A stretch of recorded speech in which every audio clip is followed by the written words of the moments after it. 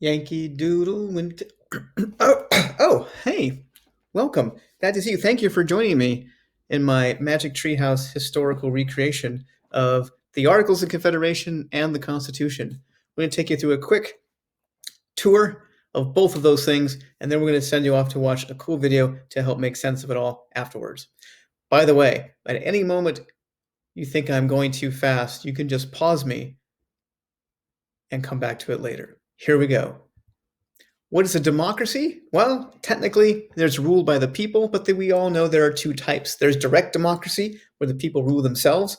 Everybody in one class has a say on everything. And then there's indirect representative democracy, where we are elected representatives, and they make decisions on our behalf. The founders, of course, had a real distrust of direct democracy. They thought it was going to be impractical. We can't all decide on everything. And we feared that the fleeting passions of the people, and we would be concerned by demagogues. People get scared. People all of a sudden just like silly bands, and anyone who says I'm for silly bands forever, demagogues, are someone that the people would then elect. And so the founders were very distrustful about that. There's your definition for demagogue right down there. So if I don't want a demagogue, how about a republic? It's the same as indirect democracy, solves the problems of direct democracy, and it can secure the advantage of direct democracy while curing of its weaknesses. People still have a say, but the masses are not in charge. The one thing we don't want to have being in charge are masses. I don't even know how much that weighs. The ultimate question is one of centralized power versus decentralized power. Great Britain versus the colonial rebellion.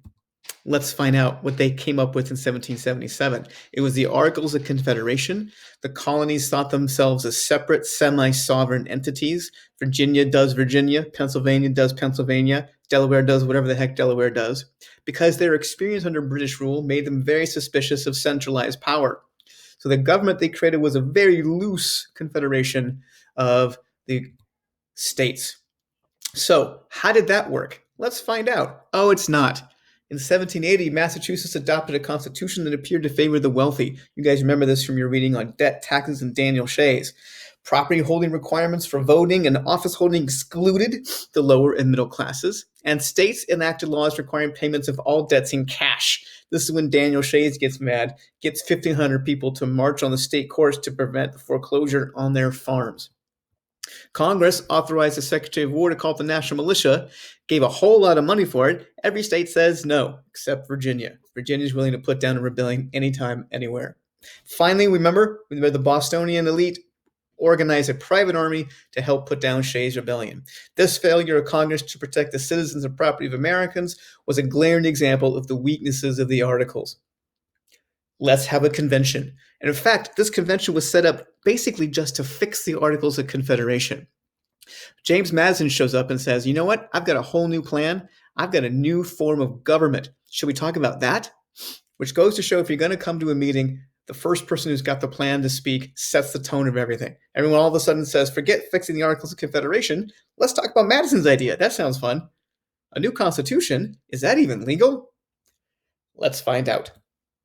Some fundamental processes of democracies, remember they were trying to preserve and protect, were things like free and fair elections, majority rule with minority rights. So in other words, there was not a tyranny of the majority, so people's property, etc., could be protected. There was freedom of expression and the right to assemble and protest. So the fundamental structures of a federal system is this. There is power divided between the states and the national government, which is the system, spoiler alert, that we have right now. How are we going to do this? We're going to do this through a couple of ways. We're going to separate powers, right? So there are key issues to the Constitution. We're going to separate powers into three branches of government. Give you a second to, oh wait, they're on the screen. Good. Legislative, executive, and the judicial. And we're going to have checks and balances. Don't get separation of powers and checks and balances confused. They're not the same thing. Separation of powers means each branch is going to do different things, and checks and balances means that the other branches are going to check or limit the power of each other, which is why that diagram is there for you that even I can't quite follow. So we're going to do this through a written constitution. It's a government based on a set of prescribed laws. How are we going to create that Constitution. We have a couple of compromises afoot. The first is an issue of representation. Southern slave states wanted their slaves to be counted twice, once as property and second as full people. Northern states thought that would be unfair. You can't have them be property and have property rights for people and then have them count as population for terms of representation when they don't even have a vote. There was an agreement reached called the Three-Fifths Compromise under the bizarre economic logic that a slave was 3/5 as productive as someone who is engaged in free labor, which, if you think about it, really doesn't even make economic sense for slavery then to exist. There was a 3/5 compromise that said Southern states would be able to count slaves as 3/5 of a person for terms of representation. This was subsumed into part of the Great Compromise. The Great Compromise took two ideas, small states and large states. Take a look over there at Little New Jersey on the left. Little New Jersey says we want one House legislature and equal representation. But Virginia says, hey, forget that. We're huge. We want two House legislation and we want it based on population. It took a while for someone like Ben Franklin and people from Connecticut to come up with a different compromise, which says, I know, guys, let's have two houses. One will be the lower house, it will be the House of Representatives based on population, and the other will be the upper house called the Senate, in which every state will be equal, which is why states now like Hawaii get two senators, and states like California get two senators, and why states like California get 54 representatives, and states like Hawaii get two.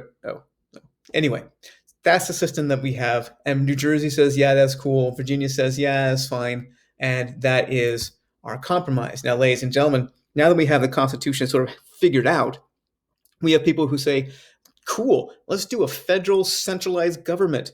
Let's do that. And then we have people who say, no, we should preserve the power of the states. We have more power under and rights under states than we do under this centralized federal power. We had experience with that under Great Britain, and we don't want another one. They were called the Federalists and the Anti-Federalists. But who are they? Well, Federalists, generally speaking, were property owners. They were the landed rich, the merchants of the Northeast and Middle Atlantic states. Their political philosophy was essentially elitist. They saw themselves as their classes most fit to govern, and that's why representative democracy would be good. They wanted a powerful central government, two-house legislature, upper house 6 terms, further removed from the people whom they completely distrusted. They were, in some ways, pro-British and anti-French. Anti-Federalists, on the other hand, were small farmers, shopkeepers, laborers. They believed that in the decency of the common man and in participatory democracy, all those legislative assemblies and town halls. They viewed elites as corrupt, and they wanted greater protection of individual rights. And they wanted stronger governments, which they thought were closer to the people, at the expense of the power of the national government. They wanted smaller electoral districts, frequent elections, referendums and recalls, one large unicameral legislature to provide for greater class and occupational representation. And generally speaking, they were anti-British, and pro-French. What's going to happen? Well, there were a number of papers that were written throughout the colonies to convince the states to ratify the Constitution. Federalist 10 sets up the need for a centralized government and why separation of powers will be effective, and Federalist 51 continues that question.